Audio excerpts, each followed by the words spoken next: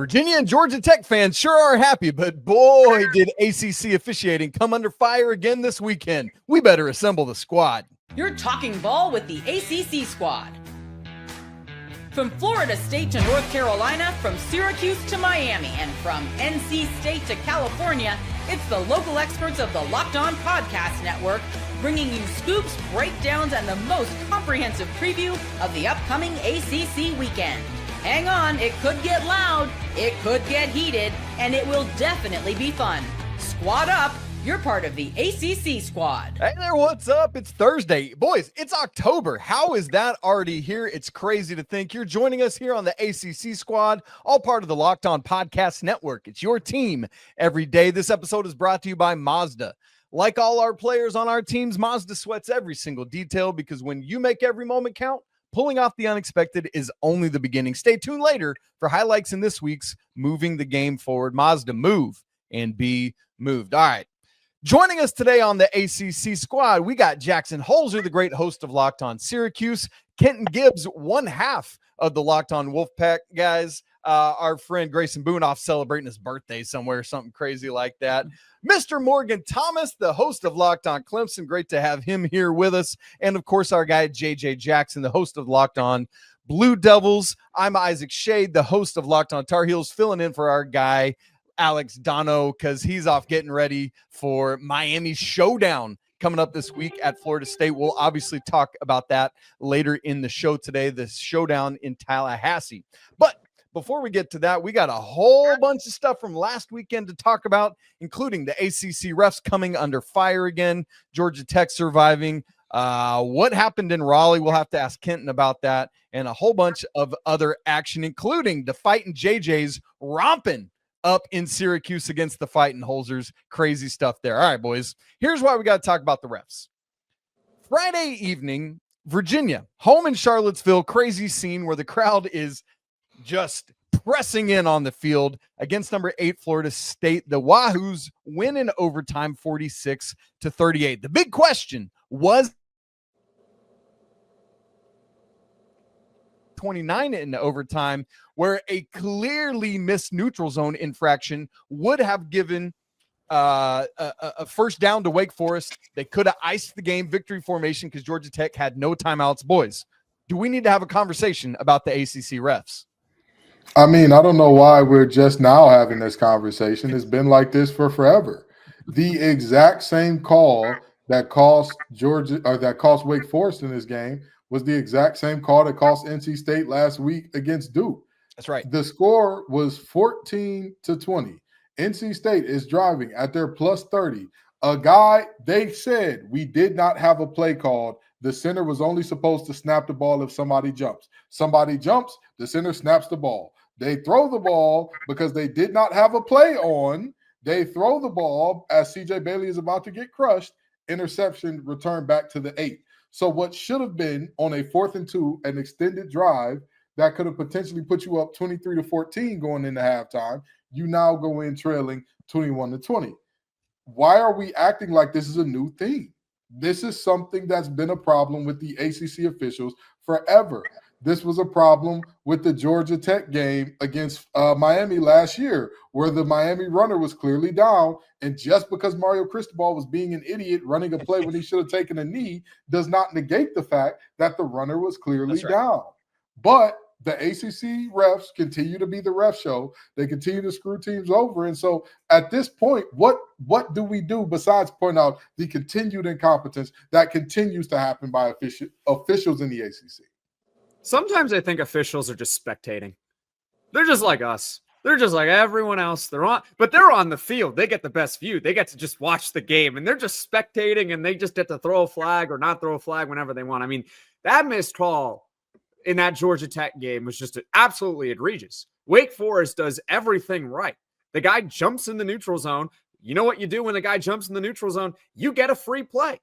It's a free play because you know that it won't count regardless. Nothing bad can happen to you because the guy jumped off sides. And the officials missed it. They missed it. But that being said, Wake Forest, this is my message all the time when we talk about officiating. We can acknowledge bad officiating. Can we also acknowledge that Wake Forest in this game led 20-3 and they blew it? I understand they would have won had the officials made that call, but they had a 20-3 lead in the second half against Georgia Tech. Can 6 minutes left. 6 minutes left in the third quarter. They had that lead. I'm sorry, but I don't have a lot of sympathy for you. I just don't. I don't.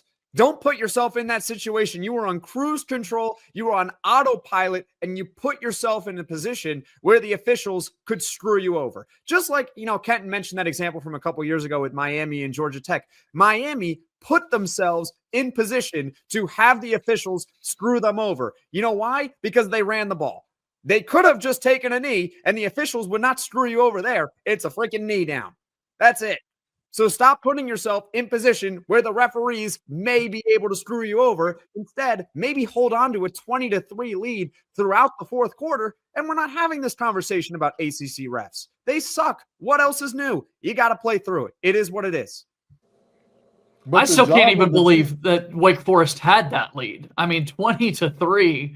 I never would have had. I didn't have that on the bingo card going into it, and the fact that they blew the lead and obviously had that call at the end has got to sting so much more there in Winston-Salem this week. But the job of the teams is to be 1 point better than their opponent. It is not to be so much better that no amount of variance from the officials matters. It's to be 1 point better within the rules and confines of the game, which Wake Forest objectively showed had they been given a call. That was there, at least with the NC State and Duke thing. You could at least make the argument that was going into halftime. NC State had a whole half to rectify that problem. Sure. This situation, we're looking at the tail end of the game, where if this call is called properly, they're put well within field goal range, given a first down, and it just did not materialize for whatever reason. Well, and they don't even need that field goal. They can. It was 1:50 left on the clock. Georgia Tech has no timeouts. You're in victory formation at that Game's point. over. Yeah. Well, that's even worse. I'm sorry. That's even worse. Yeah, because the game was over. It was a terrible call. But again, that's what I mean in terms of it's not fair to say, hey, you have to be so much better than your opponent. You can eliminate any amount of variance from the rules. Don't get me wrong. I'm a proponent of changing multiple rules as they stand now to kind of get the ref show out of this situation in terms of holding, in terms of defensive pass interference, offensive pass interference, in terms of targeting. I'm in favor of changing multiple rules to make it clearer, plainer, and easier for everybody. But you've got to enforce what's on the books as it is. And that didn't happen, which cost Wake Forest a massive upset. Kent, it's funny you mentioned that because what's not the game clear? went to overtime. The game went to overtime. Is Wake Forest not allowed to win in overtime? They were allowed to win in overtime, but it should never win. Shouldn't have to. It should never win. Look, I agree, but at the same time, Wake Forest is given countless opportunities to win this game outside of officiating. I am never going to blame officiating on a team losing games because there are plenty of other factors within your control that cost you a game.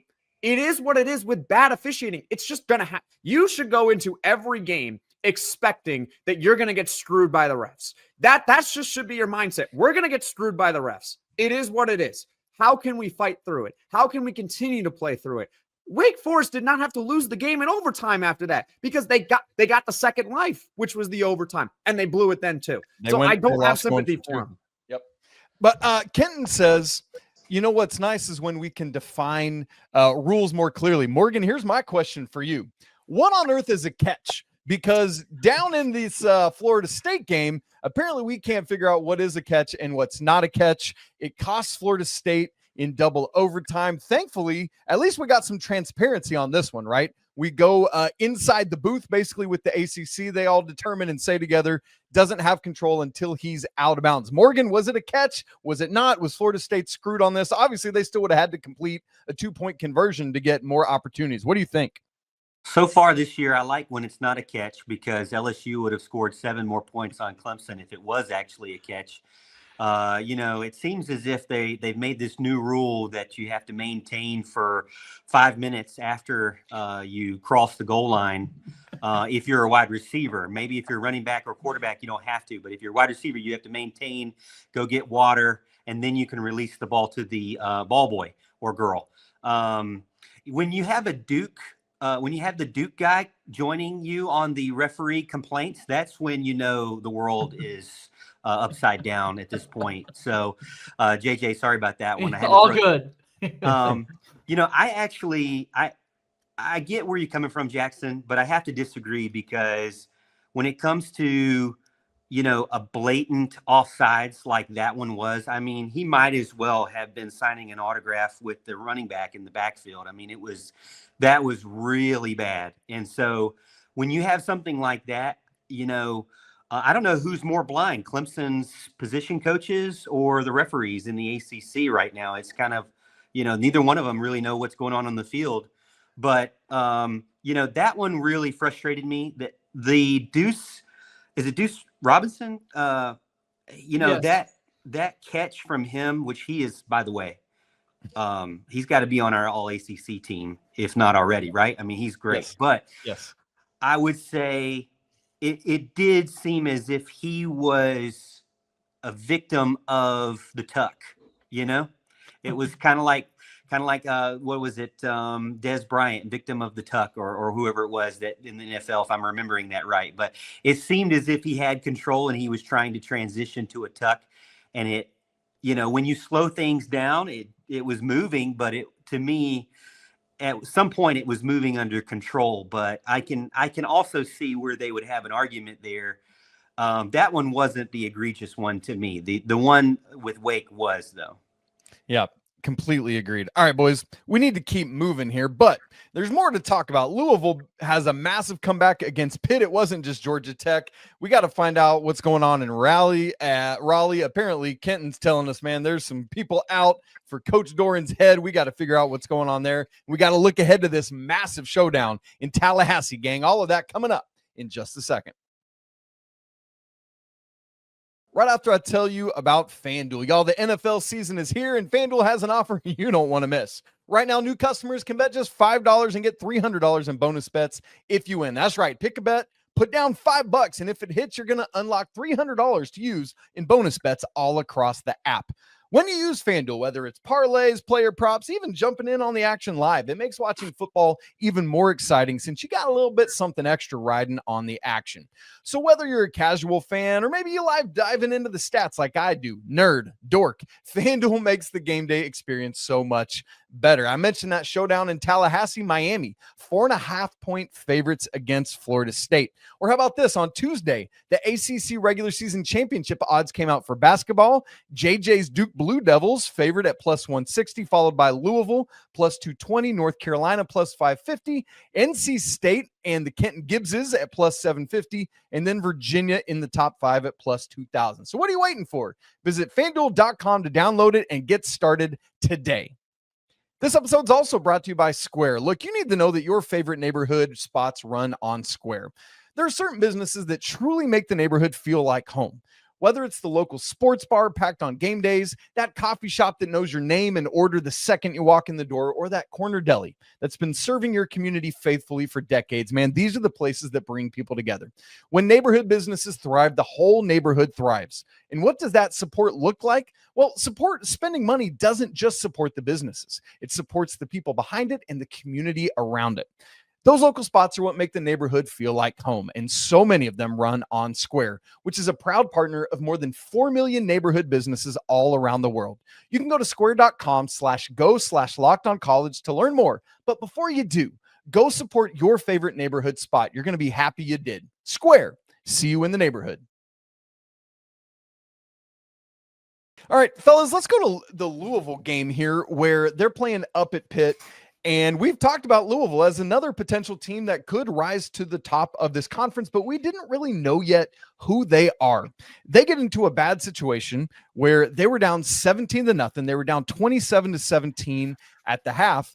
And we had this weird punt situation that really kickstarted things for them, where we get a late fair kick signal from the Pitt punt returner.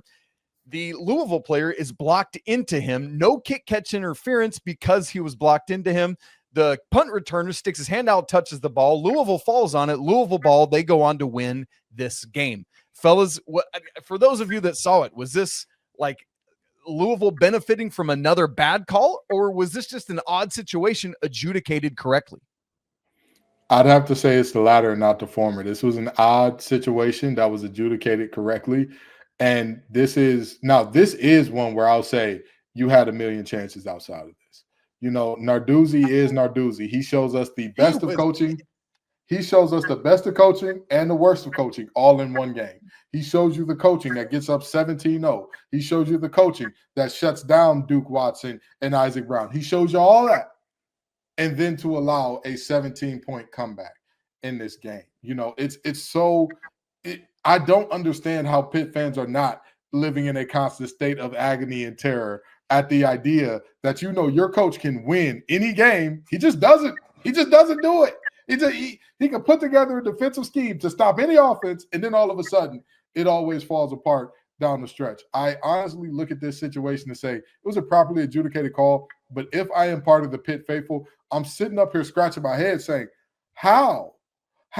If you would have told anybody coming into this game that the best running back duo in the conference and maybe even in the country outside of Happy Valley is going to be held to 67 yards and Miller Moss is going to have to throw the ball 50 times, you say, yeah, I'm comfortable with that. And we're going to have a 17-point lead. I feel great about that.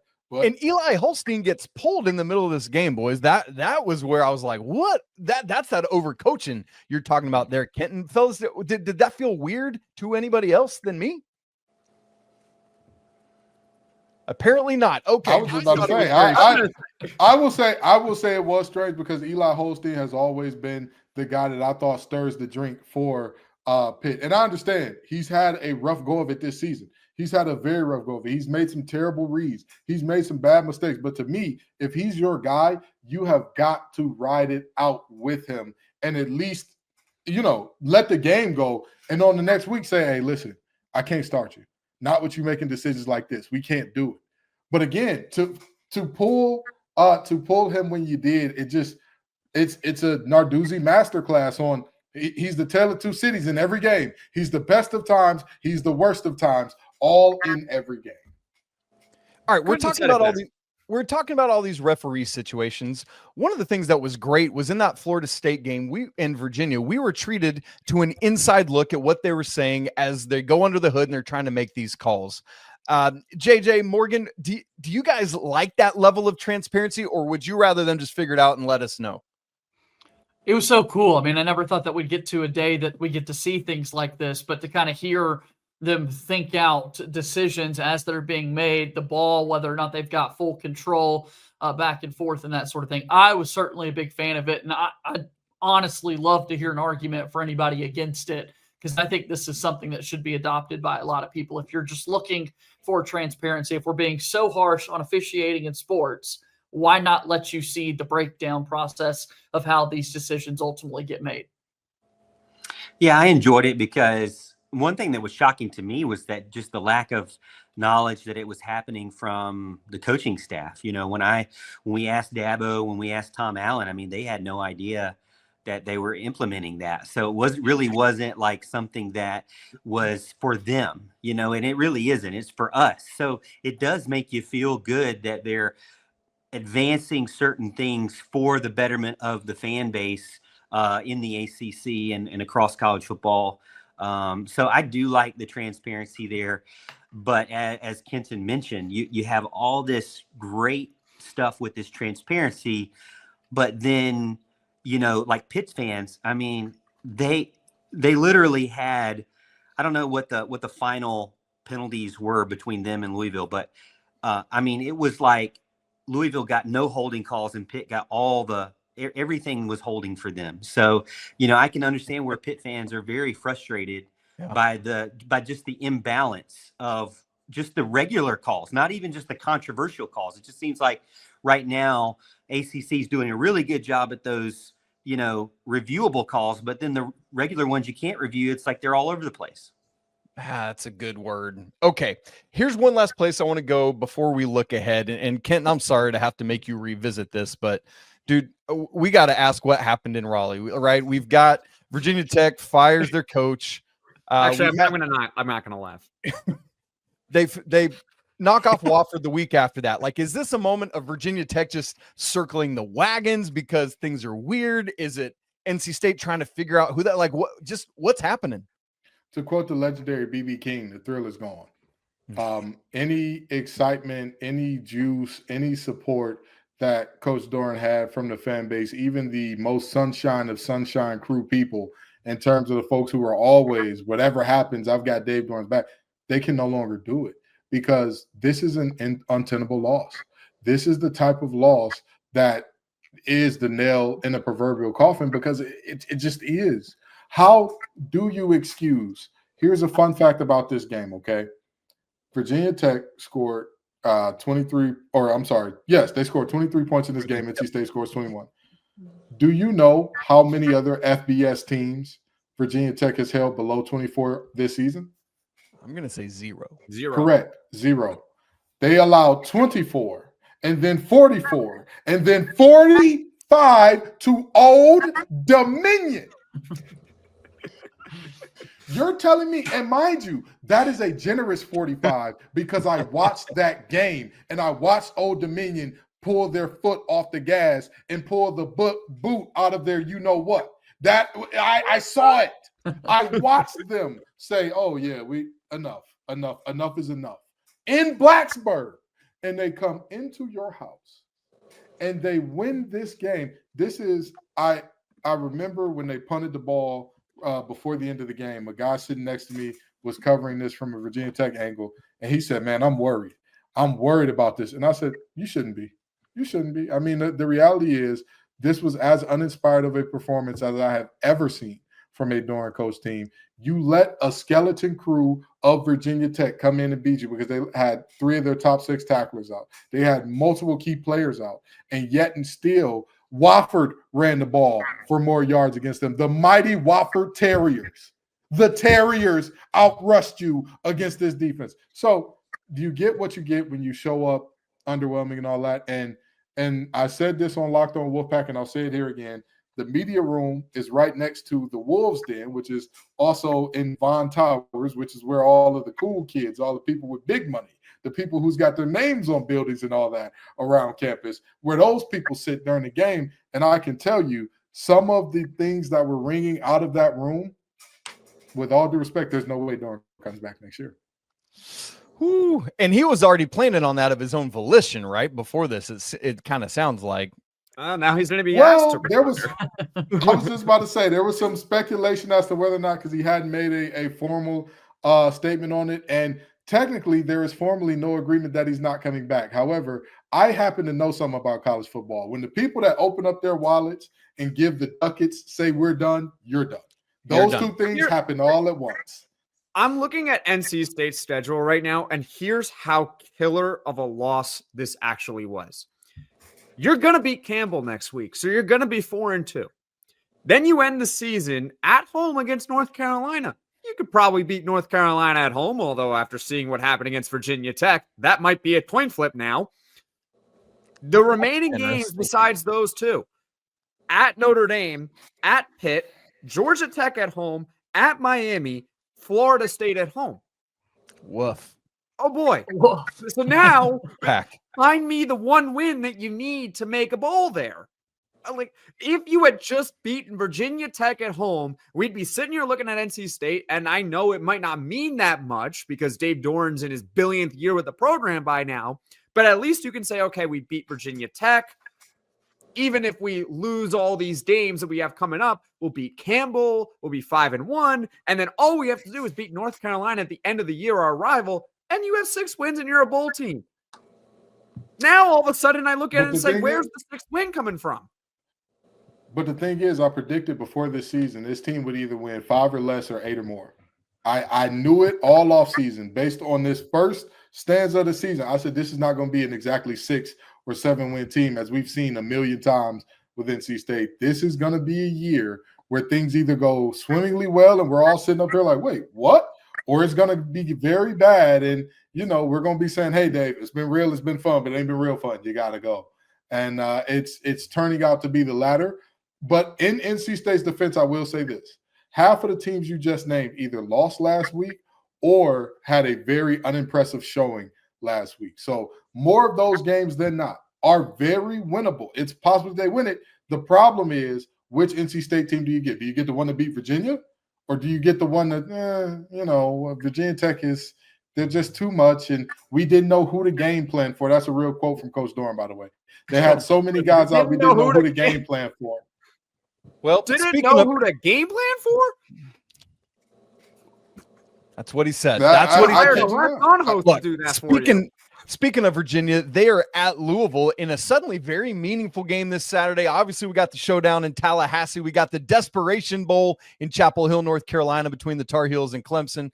Let's just quick run through of the other results from this past weekend. Duke romps up at Syracuse. Cal edged BC up in Boston. And Stanford, way to go, Cardinal. You survived San Jose State at home by 1, and they needed a 4th and 10 in the last minute of the game to help accomplish that.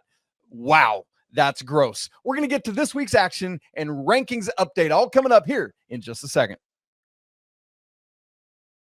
Right after I tell you about Mazda, who crafts cars for those who do more than simply move. Mazda delivers confidence with every ride, with more IIHS Top Safety Pick Plus awards than anyone else as of August 2025. From footwork to breathwork, athletes sweat all the details. Mazda bring this same level of intentionality to how they craft every single model. You can feel that incredible Japanese craftsmanship in every detail, from the metallic accents to the available Napa leather upholstery. And with all-wheel drive standard in every crossover SUV, you can drive with confidence through almost any season. Because with Mazda, everyday drives feel like anything but, from smooth handling all the way to intuitive controls. And like all our team's players, Mazda sweats every single detail, because when you make every move count, impossible becomes irrelevant. Mazda, move and be moved. This episode is also brought to you by Game Time, which is telling you that college football is back, and we couldn't be more excited. The tailgates, the rivalries, the energy in the stands at most of these places, there's just nothing like it. But let's be real. Actually getting tickets sometimes can feel like more of a battle than the game itself. Their lines are interminable, there's hidden fees, and the prices jump when you get to checkout. And that's why we at Locked On use Game Time, the app that gives the advantage back to you, the fans. It's the easiest way to score last-minute tickets at the best prices with no surprise fees. What you see is what you pay. It's honestly faster, cheaper, and less stressful than any other way I've bought tickets, and I love that you can find views from your seat right there in the app. You trying to go to Miami at Florida State Saturday night? See Dono maybe? It's the cheapest I can find at $261 to get in the door, but that's lower level, section 113, row 62. Man, you don't want to miss this game. So take the guesswork out of buying college football tickets with Game Time. Download the app, create an account, and use code LOCKEDONCollege for $20 off your first purchase. Again, that's promo code LOCKEDONCollege for $20 off. Terms apply. Swipe, tap, ticket, go. Download Game Time today. Okay, we've got another great Saturday of football coming up. No Thursday or Friday games in the ACC this weekend, but man, things are going to start at noon and go all the way through a 10:30 kick out on the West Coast. JJ, I hope you're getting a nap in now for Duke at Cal. You know it. We got to start with the biggest game of the week, though. It's the ABC Saturday night game, but it ain't game day. You know where game day is, boys?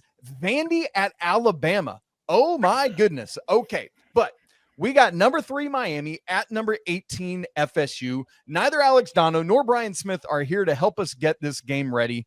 7:30 Eastern on ABC. Is FSU going to rebound, or is Miami going to keep things rolling? Jackson, what do you see? I see a team in Florida State that had one job, and that was to hold up their end of the bargain, beat Virginia, and both these teams would be undefeated, and this would be a matchup versus 2 top 5 teams in the country. That's what I think. That's what I saw. And when Florida State lost to Virginia, I said, I honestly don't really think it's going to impact how they play against Miami no matter what.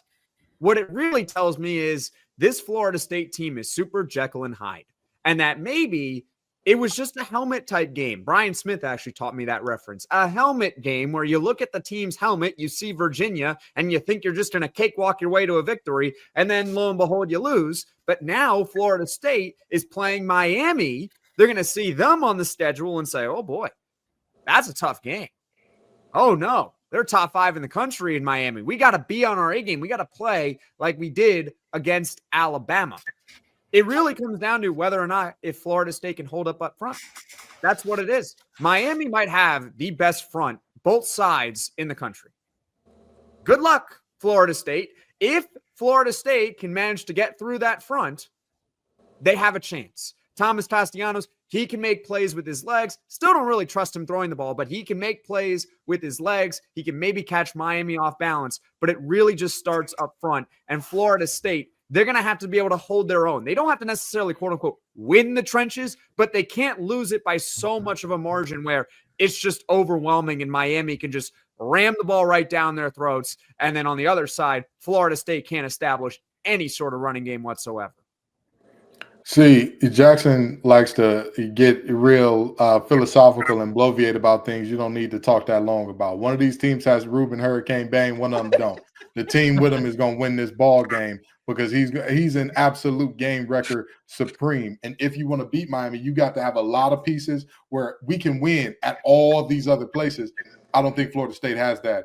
Give me the team with Hurricane Bang. Give me the Canes. I just can't wait to watch it. I'm going to be a college football fan as this unfolds. I'm hopeful that we get a really impressive game here. So impressed by what Florida State has been able to do offensively. And to Jackson's point, we really missed out on an undefeated versus undefeated showdown when this game came around. And when we saw Florida State drop the ball. I'm also really fired up to hear this back and forth that we could have between you, Isaac, and Morgan ahead of this North Carolina and Clemson. We got the tank bowl. Somebody's got to win, baby. We're looking forward to trying to get the first pick in the college football draft in 2026. If that's a thing, I hope. I gotta say though, I never thought I'd be cheering for Carson Beck, but maybe I am this weekend. I never thought I'd be cheering for Miami either. They don't need any more fans than they already have. But I will say that, it is crazy. Post-Cavender era, Carson Beck with the Lamborghini and the money, he is actually become free. Maybe Kirby Smart is starting to become. Maybe Kirby Smart is Dabo 2 years ago. Maybe Kirby Smart is falling away and forgetting how to coach. He's just 2 years ahead or behind Dabo. I could see that because look at Cristobal and look at the players he's brought in. Maybe you just got to pay a quarterback that knows what they're doing. And if you pay them enough money, they just relax and they free up. And, when they get the vitamin D of Miami, maybe it just works out. But the only thing I'll say is, not only is this a rivalry game, I'm looking at, I'm a pilot here. I'm looking at AccuWeather.com and I'm seeing 80% chance of some storms here. So when it gets to that, can you really rely on anything? I mean, who knows what kind of football you're going to get if you have a lot of rain to add to it. Can we call it a deluge? Is that appropriate? Hey, speaking of quarterbacks that you can trust, North Carolina doesn't have one. Gio Lopez is so bad. Hey, join the party. Yeah, right. Or I'm joining the party right now. Gio Lopez got hurt in the first game of the season against TCU, and Max Johnson had come in and shown that he was able to actually move the team down the field and score what's called a touchdown, which is when you cross that line at the end of the field and you get 6 points. That's what that actually is. North Carolina went right back to Gio Lopez. They've stuck with him for each of the past 3 games. He gets hurt again in that UCF embarrassment. And now it sounds like he's a little bit day-to-day, but has not been taking reps, not been able to play in practice. Once again, I've been calling over and over and over again for you've got to give Max Johnson a shot here to at least prove that he can do so. He can at least throw the ball, move it downfield, and get Carolina where they need to be. Not to mention what a cool story it is, him coming back from that bad injury last year. By the way, shouts to Tyreek Hill. That was gross. And so for me, I know that Carolina has not showed much of anything offensively. Honestly, the best unit for the Tar Heels right now is special teams. And that ain't going to win you many football games, boys. So I am a major advocate for Bill Belichick inserting Max Johnson, whether or not Gio Lopez is healthy in this game, and seeing what can happen. Now, on the other side of the football, Morgan, are we ready to see a Cade Klubnik step up and have a game? Is that going to happen? That's my question. I think we got a better chance of having a punt off than that. But, it's true what they say. When you have two left-handed quarterbacks, as North Carolina does, you really have no quarterback. No. But Clemson also is one of those teams that, Cade Klubnik, if you're a wrestling fan out there, and maybe you're not, but this is my only reference here. You've got Cody Rhodes, and that's what you wanted. You wanted this beautiful blonde Cody Rhodes with the WWE Championship. That's the Cade Klubnik you wanted, with a nice little neck tattoo and everything. That's what you wanted, the face of your franchise. What you ended up getting in 2025 was Stardust, with the gimmick and the face paint and the, and you didn't really want that at all. So what quarterback are you going to get in this situation? We don't really know. I mean, Dabo came out today and said that basically it's a coaching failure. But, for 2 weeks, I've been saying, maybe they just don't attend practices. So maybe this week they actually were there at practice. We'll see. Players only practice. Exactly. Yeah. Hey, Isaac, I got a theory for you. Hear me out. Okay, bring it. Okay, bring it. The last time Bill Belichick put in a backup and they had a lot of success, that backup got all the credit. And he's thinking, if I put in another backup, and this one got a bionic knee too, he's a little bit cyborgish. If he has success, now they're thinking modern medicine and Max Johnson instead of me. I got you figured out, Chapel Bill. I'm in your head, baby. I know. Let that backup play. The book of Brady has a new chapter. Are you telling me that Max Johnson is Tom Brady right now? Is that what's about to happen? All I'm saying is this. Drew Bledsoe never got his job back. I don't think Gio Lopez would ever get his back. Do the knowledge. I don't care. Do the knowledge. I don't care how much money you paid the guy in the transfer portal. You got to win football games. And if somebody else is going to help you do that more capably, you got to make it. Kenton, I want to stay with you, Kenton, because what if in his contract that he has to start? Because aren't some players making demands about how they have to start for NIL contracts? It's technically not pay for play. So they might have a deal with a certain advertiser for that, but that has no bearings on the coach's decision because it's not pay for play. It's not from the university. No, but I remember I forgot who the player was. He entered the transfer portal last year, and it came out online that he had a whole list of demands, and one of the demands was, I want guaranteed X amount of playing time. So I'm wondering if that might be in someone's contract. No. If it is in someone's contract, then again, not even George Hudson would need that time. Okay, like, come on. All right. And one other game I want to hit on here, number 24, Virginia at Louisville, 3:30 Eastern on ESPN2. In some ways, Kenton, this feels to me like maybe an ACC championship elimination game. Is that a maybe fair way to look at this game? Absolutely, because of coastal chaos. Let's be very honest here, right? Virginia is technically undefeated in conference, despite the fact that they lost to NC State earlier this season. And so is Louisville, also undefeated in conference, despite the fact that Louisville has put together no performances outside of this last one that would inspire confidence in them. I believe that the right team is favored. I'm not sure if they cover this spread. I don't know if they cover that spread without both of them, with both of their backs being banged up, but I do think they have enough in the tank to beat UVA, especially because UVA has a number by their name for the first time since Kevin Jones was walking through that locker room. It's been a while. So I think that I would probably lean towards Louisville in this one, but no outcome would surprise me all that much here.